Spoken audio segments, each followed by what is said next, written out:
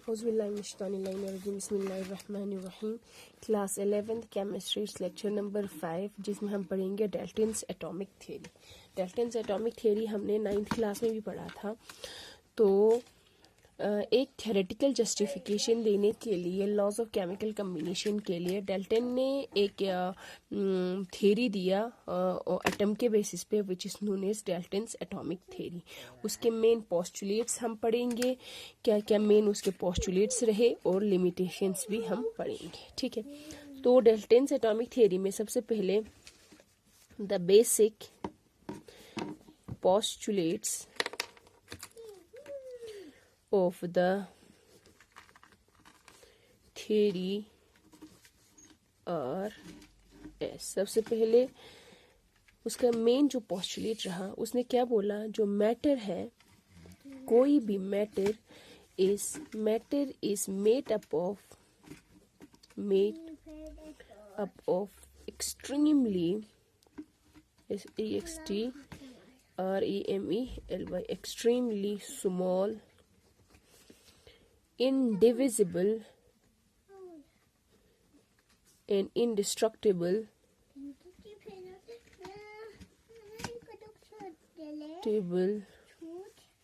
ultimate particle called atoms। ये उसका first postulate रहा बेटा। उसने क्या बोला कि कोई भी मैटर जो है वो बनाया है एक बहुत ज्यादा स्मॉल इनडिविजिबल, जिसको हम फर्दर डिवाइड नहीं कर सकते, जिसको हम फर्दर डिस्ट्रक्ट नहीं कर सकते हैं, और उस अल्टीमेट पार्टिकल्स को क्या कहा गया, नाम तास खो जरे एटम जरे नी एटम जरे मिंग तास नी एटम हम ग्रीक वर्ड से भी डिराइव किया गया। Atom means which can be divisible, जिसको हम फर्दर डिविजिबल नहीं कर सकते। उदू सोचला नी गा मैटर चियोदना वो किसका बना हुआ है, ultimately a small very very small particle which can not be divisible nor destructible, जिसको डिस्ट्रक्शन भी नहीं कर सकते, जिसको डिवाइड भी नहीं कर सकते। उदू लमिंग जरे तास खोस एटम जरे यहाँ ठीक उसका जो पोस्टुलेट उसने क्या बोला, atoms of the same element are identical in all respects। ये उसका सेकंड रहा। उसने क्या बोला, किसी भी एलिमेंट एटम सुन, कोई भी एलिमेंट जिन एटम से बना हुआ है वो सारे आइडेंटिकल होंगे। एक एलिमेंट का जो एटम्स है वो आइडेंटिकल होंगे इन ऑल रेस्पेक्ट, जैसे कि उसका साइज, उसका शेप, उसका मास, उसका केमिकल प्रॉपर्टीज, हर एक चीज क्या होगा, सेम होगा, सेम एलिमेंट के एटम्स के। ठीक है, त्याना चोसला उसने क्या बोला, atoms of different elements are different in all respects and have different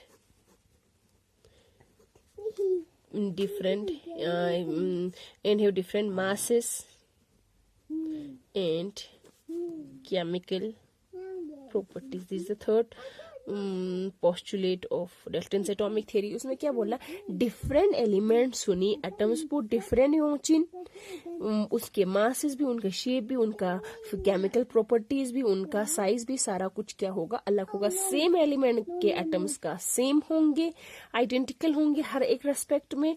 त्याना सोचला डिफरेंट अगर हम एलिमेंट्स ले लेंगे, उदोनी एटम सुन जो है वो एक दूसरे से क्या होगा, डिफरेंट होगा। मतलब एलिमेंट चिक खुराम से में डिफरेंट एलिमेंट अगर हम उसको करें तो ठीक है।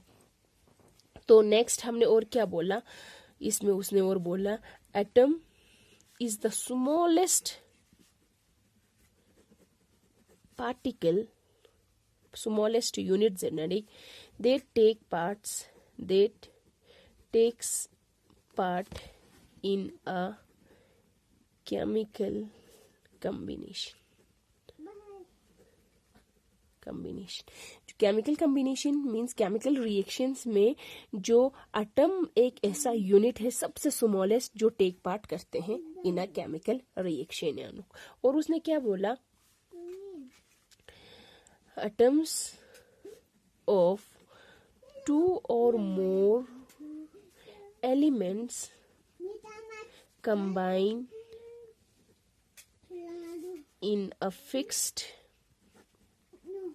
ratio to form compounds atoms. मतलब एटम्स ऑफ दो या दो से ज्यादा एलिमेंट्स के एटम्स आपस में कंबाइन हो जाता है एक फिक्स्ड रेशियो में, क्या बनाने के लिए? कंपाउंड्स के एटम्स बनाने के लिए, जिनको हम मॉलिक्यूल्स भी कहते हैं। मॉलिक्यूल्स बनाने के लिए दो या दो से ज्यादा एलिमेंट्स के एटम्स आपस में कंबाइन हो जाते हैं एक फिक्स्ड रेशियो में, जो हमने लॉज ऑफ केमिकल कम्बिनेशन में पढ़ा। फिक्स्ड रेशियो और क्या बनाने के लिए? कंपाउंड्स के एटम्स या मॉलिक्यूल्स के एटम्स को बनाने के लिए। ठीक है, ये हुआ। और यहाँ चीज इसमें जो atoms can neither be created nor destroyed during any physical और केमिकल चेंज। यहाँ चीज है कि एटम्स, जो मैटर के एटम्स होते हैं, वो ना क्रिएट होगा, ना ज्यादा होगा, खोरंग बच योतखान बुबच, ना वो डिस्ट्रॉय मतलब कम होगा। जब भी हम उनके ऊपर चाहे वो केमिकली चेंज करें या फिजिकली चेंज करने पे किसी भी मैटर के एटम्स होते हैं, एलिमेंट्स के एटम्स होते हैं, वो ना ज्यादा होगा ना कम होगा। ये एक उसने पोस्टुलेट दे दिया।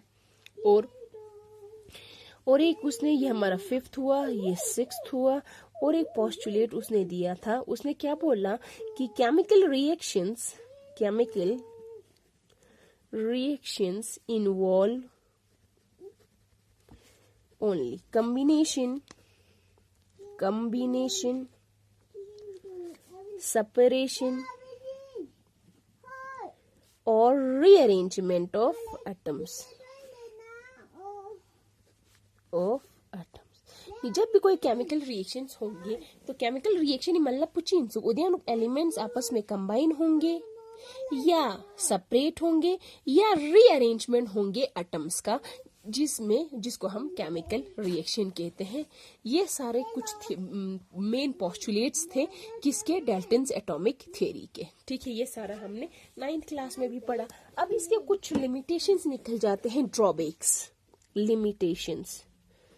लिमिटेशंस जिनको हम ड्रॉबैक्स भी कहेंगे, डिसएडवांटेज भी कहेंगे, डीमेरिट्स भी कह सकते हैं। डीमेरिट्स या डिसएडवांटेज भी कह सकते हैं किसका? डाल्टन्स एटॉमिक थ्योरी का। सबसे पहला डाल्टन्स एटॉमिक थ्योरी का जो मेन लिमिटेशन निकला वो क्या निकला? It could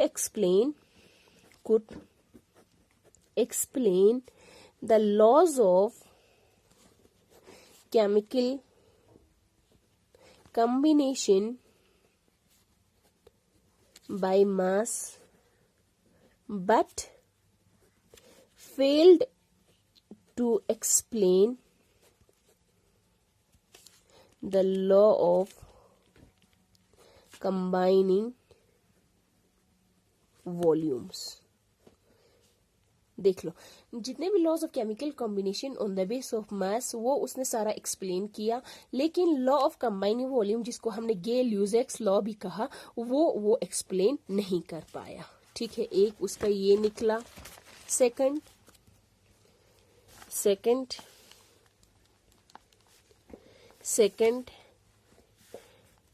it could not explain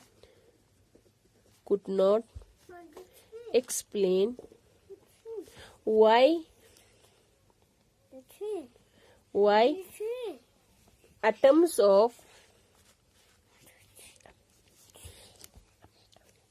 atoms of different elements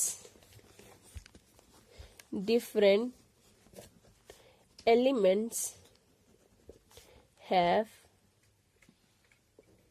different masses, valencies, etc. मतलब उसने क्या बोला कि जो डिफरेंट एलिमेंट्स है उनके एटम्स जो है वो डिफरेंट होता है इन ऑल रेस्पेक्ट जरा उसने अपने पोस्टुलेट्स में दिया, लेकिन वो पूरी तरीके से एक्सप्लेन नहीं कर पाया कि क्यों डिफरेंट एलिमेंट्स के जो एटम्स है वो डिफरेंट क्यों है इन ऑल रेस्पेक्ट, जैसे कि मास में, वैलेंसीज में, साइज में, शेप में, ऐसा क्यों अलग क्यों है, तो वो उस चीज को एक्सप्लेन नहीं कर पाया, जो उसका क्या बना, सेकंड लिमिटेशन बना। इसी तरीके से third limitation, it could not explain how and why